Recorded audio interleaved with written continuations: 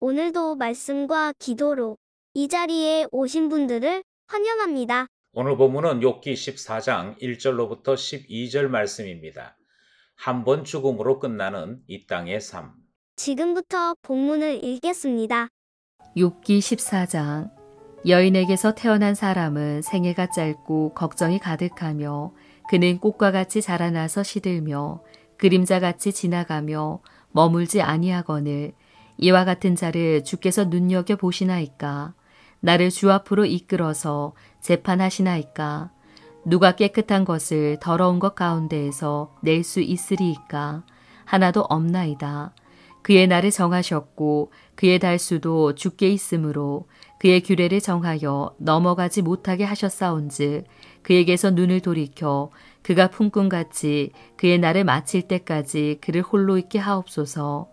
나무는 희망이 있나니 찍힐지라도 다시 움이 나서 연한 가지가 끊이지 아니하며 그 뿌리가 땅에서 늙고 줄기가 흙에서 죽을지라도 물 기운에 움이 돋고 가지가 뻗어서 새로 심은 것과 같거니와 장정이라도 죽으면 소멸되나니 인생이 숨을 거두면 그가 어디 있느냐.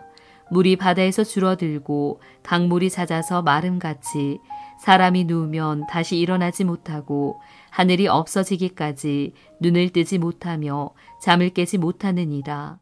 본문 전체 이해와 본문 해석입니다. 어제 본문에서 욥은 두 가지 간구 기도를 드렸습니다. 14장인 오늘 본문도 욥이 하나님께 기도하는 내용입니다. 13장의 기도와 다른 것은 14장에 나타난 욥의 기도는 하나님께 겸손하게 소원을 아뢰이는 그런 내용의 기도가 아니고 마치 독백을 하듯이 자기 속마음을 털어놓는 그 내용으로 채워져 있는 기도입니다. 그러니까 기도라기보다는 하나님께 투덜거리는 성격이 더 강한 기도인 것이지요. 본문을 살펴보겠습니다. 첫 번째 문단은 1절로부터 3절입니다. 눈여겨 보시나이까? 욥의 질문이 담겨 있는 문단이지요. 욥은 하나님께 사람의 인생이 짧고 걱정거리가 가득한 인생이라 그렇게 소개하고 있습니다. 또 인생은 빨리 시들고 흔적도 없이 사라지는 존재라 그렇게 소개하지요.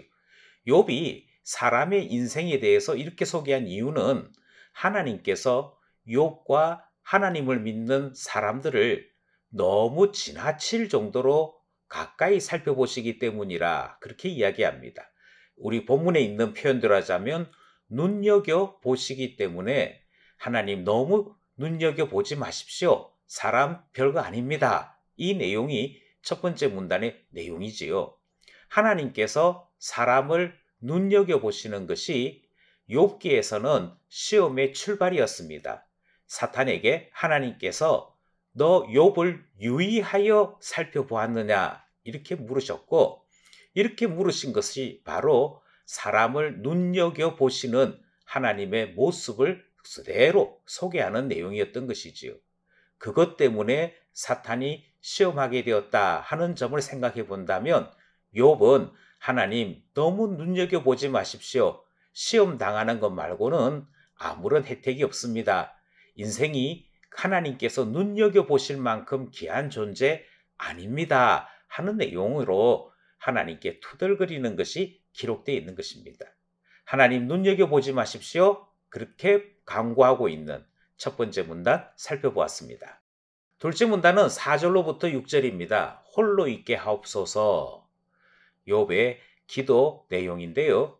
욥은 계속해서 하나님께서 인간을 향한 관심을 멈춰 주셨으면 하는 내용으로 이야기하고 있습니다. 욥은 인간은 더러운 존재다 이렇게 표현하지요. 또 주께서 정하신 날수만큼만 살아가는 한정적인 존재다 이 이야기도 계속하고 있습니다. 인생에 가치를 둘 만큼 존귀하지 않다 하는 이야기로서 하나님 제발 관심 좀 꺼주시고 인간을 홀로 좀 내버려 두셨으면 좋겠습니다. 그렇게 계속 투덜거리는 내용을 살펴보게 되는 것입니다. 하나님께서 인간을 내버려 두는 것이 차라리 더 낫지 않을까요? 하는 내용도 둘째 문단에는 담겨 있지요. 우리는 여기서 한 가지 궁금함을 가지게 됩니다. 욥은 그렇게도 싫다고 하는데 하나님은 왜 그렇게도 욥을 눈여겨보시는 것일까요? 하나님께서 왜 눈여겨보시는지를 이해한다면 하나님의 마음을 아는 것이고 성경이 우리에게 말씀하는 주님의 계시를 알게 되는 것이지요. 하나님 홀로 있게 해주십시오. 욥의 간구가 있는 둘째 문단 살펴보았습니다. 마지막 셋째 문단은 7절로부터 12절입니다. 하늘이 없어지면 모를까 하는 내용이지요. 욥은 차라리 나무는 찍힐지라도 소망이 있다 이렇게 얘기합니다. 심지어 뿌리와 줄기가 죽었다 할지라도 희한하게도 나무는 움이 다시 돋고 새로 심은 것 같은 새로운 출발이 가능하더라 하는 이야기를 하지요.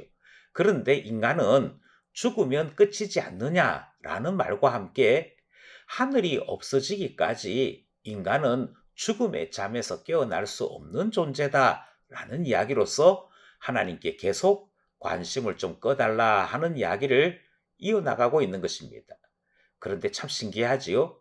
욥은 하늘이 없어지면 모를까? 인간에게는 이 죽음의 잠에서 깨어날 방법이 없습니다. 이렇게 얘기했다면 성경은 주님께서 우리에게 생명 주시기 원하여 새 하늘과 새 땅 주시는 분이라 그렇게 소개하는 것을 우리가 듣게 되는 것이지요. 하나님은 그만큼 우리에게 새로움을 주시는 분이시다. 이 사실을 모르는 욥은 죽음까지가 끝인 줄 알고 인간이 죽음에 이르면 아무것도 아닌 존재가 되는 줄로만 알고 하나님께 하늘이 없어지면 모를까 아무런 가치가 없는 존재입니다. 이야기를 계속 했던 것이지요. 여기까지 오늘 본문을 살펴보았습니다. 기도하며 결단해 봅시다. 본문을 따라 세 가지 기도 제목 함께 나누기 원합니다. 첫 번째는요. 하나님은 하나님의 자녀들을 향한 거룩한 소망으로 항상 눈여겨보시는 분이라는 것을 오늘 본문을 통해 살펴보았습니다. 하나님께서 우리를 눈여겨보시는 것은 하나님께서 가지고 계신 소망이 있기 때문인데요. 하나님의 소망은 우리가 거룩하고 흠이 없는 하나님 자녀 되기를 원하시는 것입니다. 하나님의 소망이 그때에도 지금도 동일합니다. 이제 내가 하나님의 소망을 나의 소망으로 삼을 것이냐 아니냐만 남아있는 것이니 기도하기를 하나님의 이 소망 나의 소망으로 품게 하소서 기도하게 되는 것이지요. 두 번째 기도 제목은 욥은 죽음까지만 희망이 있고 죽게 되어지면 어떤 소망도 없는 것으로 이야기하는 것을 보았습니다. 이것이 사람들이 대부분 가지고 있는 이 세상에 속한 사람들의 생각이지요. 하지만 우리의 신앙 고백은 죽을 때까지만 필요한 것이 아니고 사나 죽으나 우리의 소망이 되신 하나님을 고백하는 데 있습니다. 설령 죽을지라도 하나님은 우리의 소망이신 것인데 죽을지라도 우리의 소망이신 하나님 알게 하소서 기도하게 되는 것입니다. 그리하여 죽음 이후에도 하나님 품 안에 항상 동행하며 살아가는 우리 모두가 되기를 원하는 것이지요. 마지막 기도 제목은 새 하늘과 새 땅으로 우리에게 소망을 주시는 하나님이 소개되고 있습니다.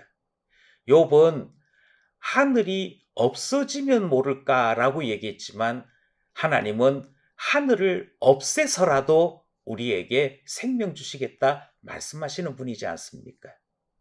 우리의 신앙이 더 온전했으면 좋겠습니다. 우리의 소망이 하나님께서 말씀하시는 그 진리에까지 이르는 참 신앙이었으면 좋겠습니다.